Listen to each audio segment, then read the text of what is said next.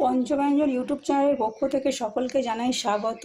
আজ আমি দইয়ের রেসিপি আপনাদের দেখাবো। তার জন্য এখানে আমি নিয়ে নিয়েছি দুধ নিয়ে নিয়েছি, এখানে বাতাসা নিয়ে নিয়েছি, এখানে দুটো এলাচ নিয়ে নিয়েছি, এখানে জল নিয়ে নিয়েছি, এখানে একটা বাটি বসিয়ে দিয়েছি, দিয়ে এবার গ্যাস অন করে দিলাম। আমি এখানে 200 গ্রামের মতো জল নিয়ে নিয়েছি আর 50 গ্রাম আমি গুঁড়ো দুধ নিয়ে নিয়েছি। গুঁড়ো দুধ দিয়ে আজ আমি আপনাদের দই করে দেখাবো। গুঁড়ো দুধ দিয়ে দই যে এত সুন্দর খেতে হয় সেটা না খেলে আপনারা বুঝতে পারবেন না, তাই আবার ভিডিওটা দেখতে থাকুন। আপনারা স্কিপ করবেন না, স্কিপ করলে বুঝতে পারবেন না। জলটা গরম হলে আমি গুঁড়ো দুধটা আমি গুলে নেব।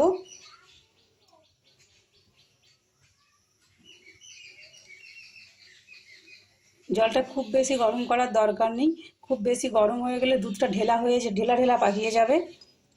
গরম হয়ে গেছে, হাত সওয়া মতন গরম হয়ে গিয়েছে।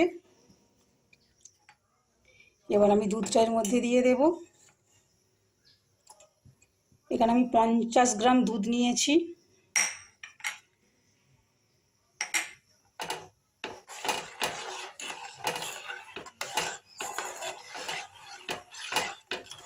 আমি এখানে চিনি ব্যবহার করব না, আমি এখানে বাতাসা ব্যবহার করছি। আপনারা মনে করলে চিনি ব্যবহার করতে পারেন। বাতাসাটা দিলে কালারটা হলুদ হয়, দইয়ের কালারটা হলুদ হবে, ওই জন্য আমি বাতাসা ব্যবহার করেছি। 200 গ্রাম জলে 50 গ্রাম গুঁড়ো দুধ দিয়েছি আর আমি এখানে 12টার মতন বাতাসা নিয়ে নিয়েছি। বাতাসাগুলো দিয়ে দিলাম। বাতাসাগুলো গলে গেলে আমি গ্যাসটা বন্ধ করে দেব।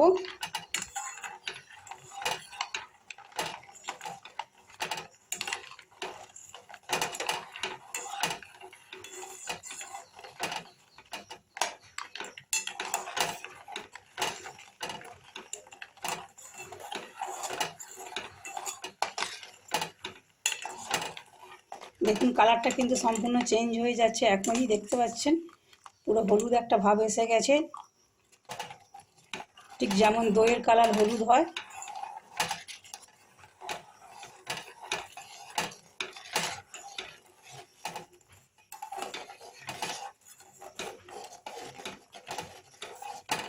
এবার দুধটাকে ভালো করে একটু গরম করে নেব, ফুটিয়ে নেব আমি।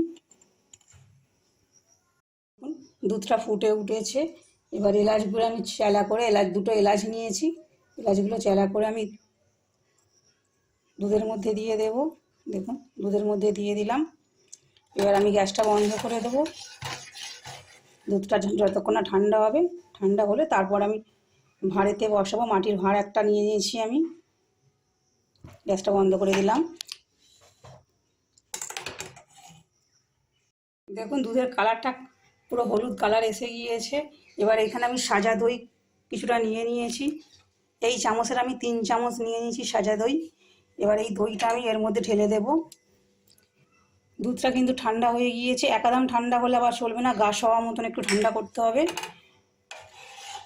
করে এইভাবে আমি মিক্সড করে নেব। ভালো করে আমি মিক্সড করে নিচ্ছি। দেখুন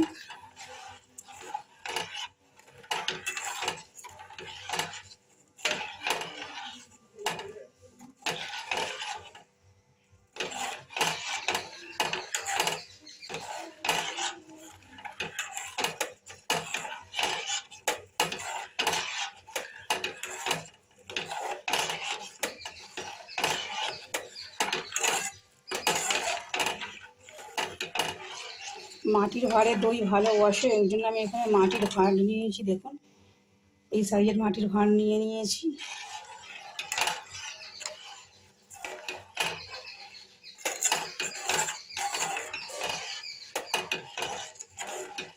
দইটা বসিয়ে কিন্তু আপনারা গরম জায়গায় রাখবেন, ঠান্ডা জায়গায় রাখলে কিন্তু দই বসবে না।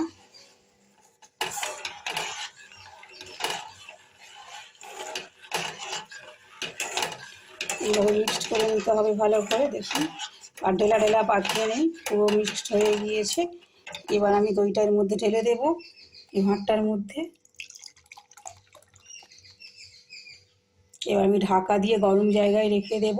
আপনারাও এইভাবে রেখে দেবেন, তবেই কিন্তু দইটা বসবে, না হলে কিন্তু দইটা বসবে না। আমি আবার ফিরেছি 5-7 ঘন্টা পর। 5-7 ঘন্টা পর আমি দেখাবো দইটা কেমন বসেছে। দেখুন 5-7 ঘন্টা পর আমি আবার দেখাচ্ছি আপনাদের কেমন দইটা বসেছে। দেখুন আর করলেও দইটা পড়ছে না, খুব সুন্দরভাবে বসেছে দইটা। আমি যেভাবে স্টেপ বাই স্টেপ বানিয়েছি আপনারা এইভাবে বানাবেন, আশা করছি আপনারা এইভাবে বানালে দইটা খুব সুন্দর বসবে। যদি আমার এই রেসিপিটা আপনাদের ভালো লাগে লাইক কমেন্ট ও শেয়ার করবেন এবং সাবস্ক্রাইব করে আমার পাশে থাকবেন নতুন নতুন রেসিপি পেতে। আমি এবার দেখাবো দইটা কেমন বসেছে, কেটে দেখাবো। দেখুন কত সুন্দর বসেছে, দেখুন পুরো বাজারে কেনা দইয়ের মতন। আপনারা এইভাবে বানাবেন, আশা করছি খুব সুন্দর হবে।